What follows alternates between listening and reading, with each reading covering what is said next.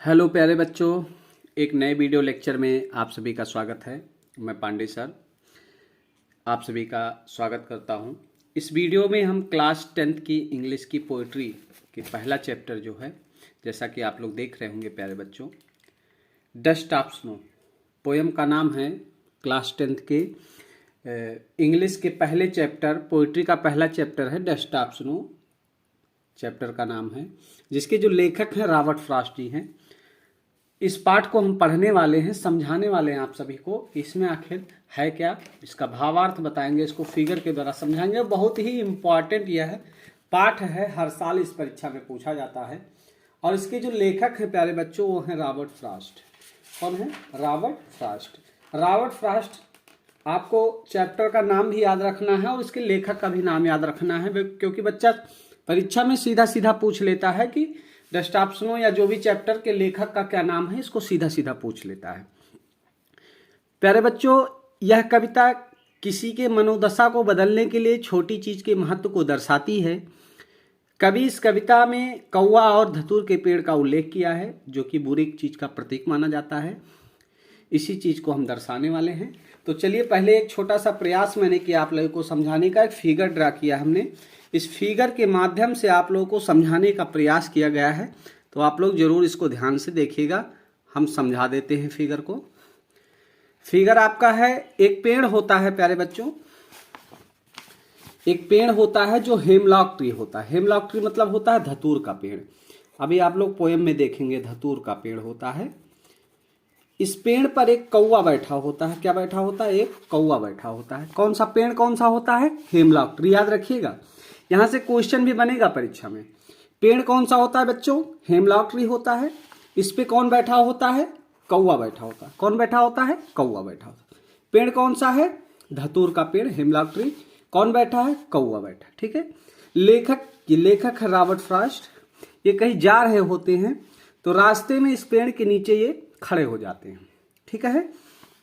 तो कौवा क्या करता है, इस पेड़ के जो हेमलॉक ट्री है, इस हेमलॉक ट्री की जो टहनियां है, जो पेड़ है, उसको क्या करता है? सूक डाउन करता है, मतलब हिलाता है। जब हिलाता है तो पेड़ पर कुछ कण होते हैं। किसके कण होते हैं? डस्ट ऑफ स्नो होता है। डस्ट ऑफ स्नो मतलब बर्फ का कण, बर्फ के कण। जब कौवा पेड़ की डाली को हिलाता है तो बर्फ के कण किसके ऊपर गिर जाते हैं? लेखक के ऊपर। और लेखक कौन है? Robert Frost. समझ गए ना पोएम को? बस यही चीजें हैं इसमें। इसमें एक पेड़ होता है। पेड़ कौन सा होता है? हेमलॉक ट्री होता है। उस पे कौन बैठा होता है? कौवा बैठा होता है। कौवा क्या करता है? पेड़ की टहनी को हिलाता है, तो वहां पर उसके नीचे लेखक खड़ा होता है और लेखक के ऊपर क्या गिरता है? डस्ट ऑफ स्नो गिर जाता है। क्या गिरता है? डस्ट ऑफ स्नो मतलब बर्फ के कण लेखक के ऊपर गिर जाता है। बात क्लियर हो गई? समझ में आया ना? तो यही चीज इस पोएम में बताया गया है और इसी चार चीजों से क्वेश्चन भी पूछेगा। जैसे पूछेगा कि पेड़ पर कौन बैठा था, ठीक है, या लेखक के ऊपर क्या गिरा, ठीक है, ये सारी चीजें, पेड़ कौन सा था, ये सारी चीजें ऐसे क्वेश्चन पूछेगा आपको। अब क्वेश्चन भी कराया जाएगा, दिखा जाएगा। तो चलिए सीधा चलते हैं पोएम पर और आप लोगों को पढ़ाते हैं और समझाते हैं कि पोएम को कैसे करना है। ठीक है बच्चों?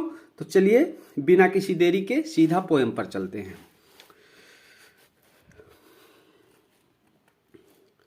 पोएम 8 लाइन की पोएम है, ज्यादा दिक्कत नहीं है बच्चों, तो आप लोग ध्यान से देखिएगा।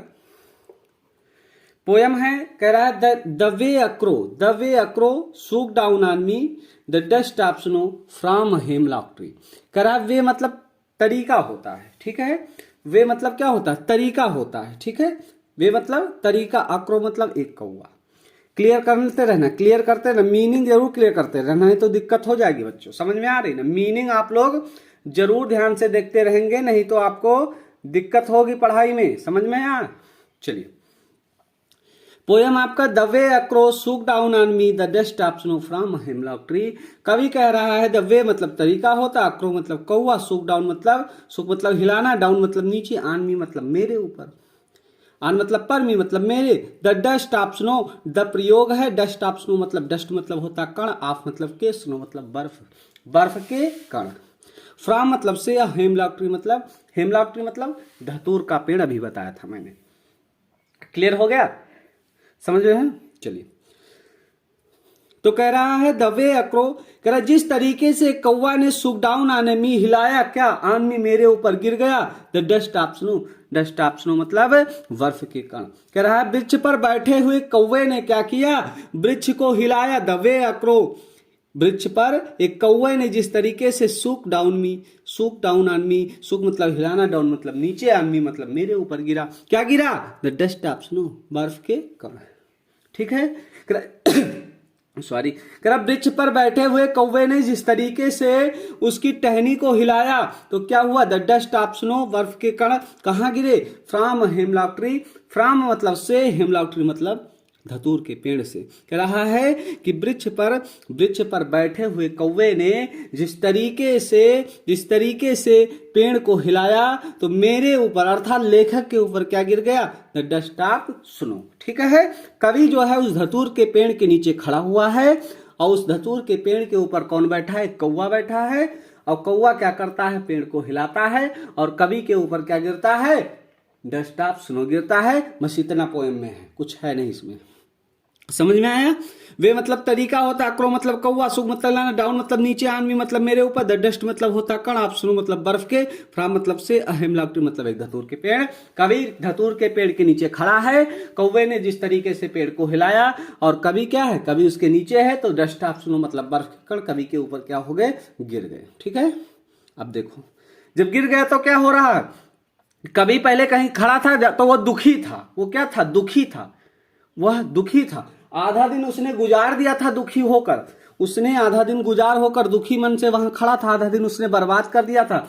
लेकिन अब जब उसके ऊपर डस्ट ऑफ स्नो गिर गया तब देखो क्या हो रहा है, has given my heart, given मतलब देना, माई हार्ट मतलब मेरे हृदय को, और चेंज मतलब बदलाव, मूड मतलब मनोदशा। कह रहा जब लेखक के ऊपर, भैया जब लेखक के ऊपर क्या हुआ, जब लेखक के ऊपर डस्ट ऑफ स्नो गिर गया ना, डस्ट ऑफ स्नो गिर गया तो उसका जो मन था वो बदल गया, उसके मूड में क्या हो गया भैया, बदलाव हो गया। ठीक है, इससे पहले वो दुखी था, यह दुखी हो रहा था बच्चा। ठीक है, लेखक क्या था, लेखक दुखी था, लेकिन अब उसके ऊपर क्या हुआ, गिवन माई हार्ट, गिवन मतलब दिया, माई हार्ट मतलब मेरे हृदय को, उसने मेरे हृदय को दिया, चेंज ऑफ मूड एक मनोदशा, करा मेरे मनोदशा में उसने क्या कर दिया, बदलाव कर दिया। कभी दुखी मनोदशा में था, लेकिन जब डस्ट ऑफ स्नो गिर गया ना तो अब कवि का मन क्या हो गया, बदल गया। एंड और से मतलब बचाया, सम पार्ट कुछ भाग को, ऑफ अ डे दिन का, आई हैड र्यूड, र्यूड मतलब होता है दुखी होकर। कवि कह रहा है कि हम पूरा दिन दुखी होकर बर्बाद करने वाले थे। Of a day I had dude and saved मतलब बचा लिया, some part of a day दिन के हमारे कुछ भाग, आई हैड ड्यूड जो मैं दुखी होकर बेकार करने वाला था।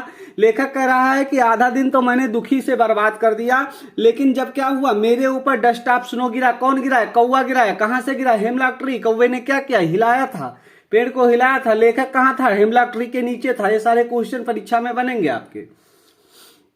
तो हैज गिवन माई हार्ट, उसने मेरे हृदय को दिया, चेंज ऑफ मूड एक मेरे मनोदशा में बदलाव हुआ, एंड सेव्ड सम पार्ट और बचा लिया, सम पार्ट कुछ भाग, ऑफ अ डे दिन का, आई हैड र्यूड जो मैं दुखी होकर बेकार करने वाला था, जो मैं पूरा दिन दुखी होकर। लेखक कह रहा है अगर मैं इसके नीचे नहीं आता ना तो मेरा पूरा दिन दुखी होकर बेकार हो गया, लेकिन जब मैं आया धतूर के पेड़ के नीचे तो क्या किया, कौवे ने गिराया डस्ट ऑफ स्नो, तो मैंने आधा दिन तो बर्बाद कर दिया था, लेकिन आधा दिन मैंने क्या कर लिया, बचा लिया।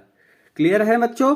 बस यही आपकी पोएम थी, समझ गए होंगे। इसकी एक्सरसाइज करवाई जाएगी, ध्यान से पढ़िएगा। और अगर आपको वीडियो अच्छी लगी हो तो लाइक शेयर सब्सक्राइब जरूर करें, अपने दोस्तों को बताएं। धन्यवाद।